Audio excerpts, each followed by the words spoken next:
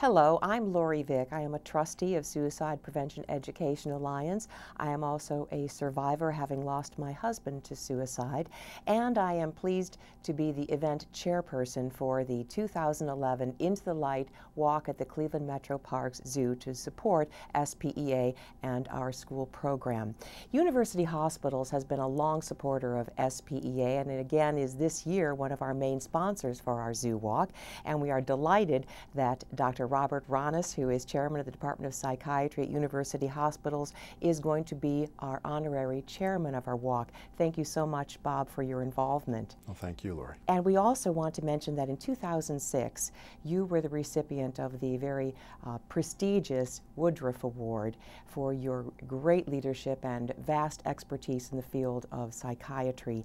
And you were so overwhelmingly generous to contribute half of your prize money to SPEA. What prompted you to make that donation? Well, I've just been very impressed with the organization. I think they do terrific work, and I think the issue of youth suicide is an extremely important one for us. And we hear so much more about it, it seems, in recent years. How big of a problem is it? Actually, suicide is the third leading cause of death among adolescents and young adults in this country. There's data from the Center for Disease Control that if you enter a classroom of 30 students, at least 8 of those students will have thought about suicide or will have had depressive thoughts over the past 12 months. 4 of them will have actually progressed to the point of having a suicide plan, and 2 of them will have actually have attempted suicide in the past year.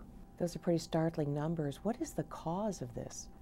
Well, we believe suicide is largely related to depression, but suicide is associated with a number of psychiatric conditions beyond depression, including bipolar disorder, schizophrenia, other attention deficit disorder, other disorders of youth, as well as adulthood.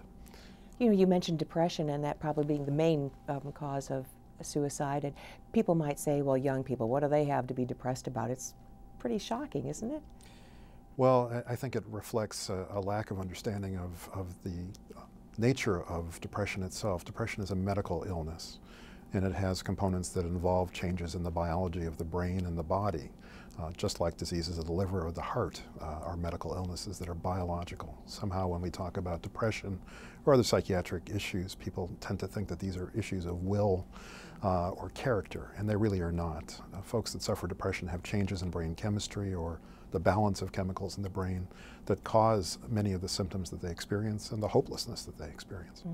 Certainly no one chooses to feel depressed, and the fact that it is a truly medical condition is something that we do have to bring awareness to, and that is one of the main goals of SPEA and our school program. We're now in over 100 schools in Northeast Ohio bringing our program that helps students identify what the signs of depression are in themselves or perhaps their classmates, and then what to do with that information and how to get help. And I know that there's a very strong connection to our curriculum for their school program and university hospitals. Well, our own Dr. Robert Findling, who's the head of our Child and Adolescent Psychiatry Division, has been really key, I think, in the development of that curriculum and in delivering the message in classrooms across the community. Dr. Findling is renowned actually internationally for his research in depression and bipolar disorder and childhood onset schizophrenia and a number of other psychiatric conditions. And to have someone of his stature really dedicate this portion of his career to this cause is terrific, and it's very, very important. Yes, and we're so very lucky to have him associated with University Hospitals, of course, and with SPEA. And as a result of his great work and this wonderful curriculum that we have, there is now evidence-based research that shows that 5% of the students who do receive our program have sought out help. And that's really incredible, and it really does say that we are saving lives with this program. Absolutely. You know, the other importance, I think, of the curriculum is, you know, young people tend to not go to teachers or parents or folks in authority when they get information about their friends that they're thinking about suicide, and yet young people are going to tell other young people about their thoughts more than they're going to go to those people. So to be able to identify someone who can not only understand but can help them to get help is so important. Yeah, truly young people are our first line of defense in this fight. Absolutely. What are the signs of depression that folks should be on the lookout for? Well, there are a number of signs, of course, including, for some people, depressed or sad mood, but interestingly, that does not have to be one of the primary presenting symptoms of depression.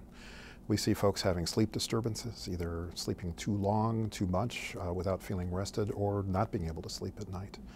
We see problems in concentration, in ability to complete tasks, changes in appetite, again, either too much or too little. Folks that are gaining weight and eating all the time, or those that have no appetite whatsoever. So there's a number of physical symptoms that folks may experience other than just the feelings of sadness. Mm-hmm. And for young people, I suppose it's difficult for parents because a lot can be attributed to just teenage angst. But is there a guideline if these symptoms persist? I don't think that there's a specific cutoff, but I think the important thing is to be aware of the possibility of depression, and better to act and try to get someone help prior to it developing into such a situation where suicide becomes one of the only options that the young person can think about. Mm-hmm.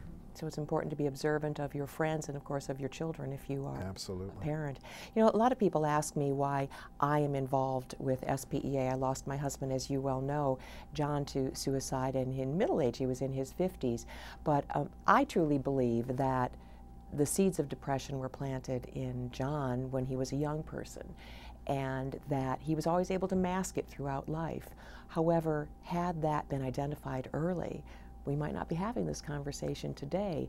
And so that's why I am so very dedicated to SPEA and our life-saving mission. Is that a common situation? Oh, it's a great observation. Depression can certainly come on at any time in life. We know that. But most commonly, we see these illnesses beginning in adolescence or early adulthood.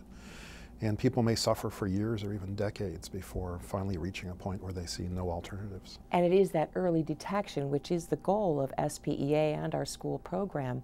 And our Zoo Walk, which is coming up on October 2nd, supports that program. And boy, how that Zoo Walk has grown over the years. A few years ago it was just a few hundred folks who turned out. Now we're well over 1,300 people, hundreds of young people who are there, who are supporting our mission and who are raising funds in their schools to make this Zoo Walk possible and make the program possible in their schools.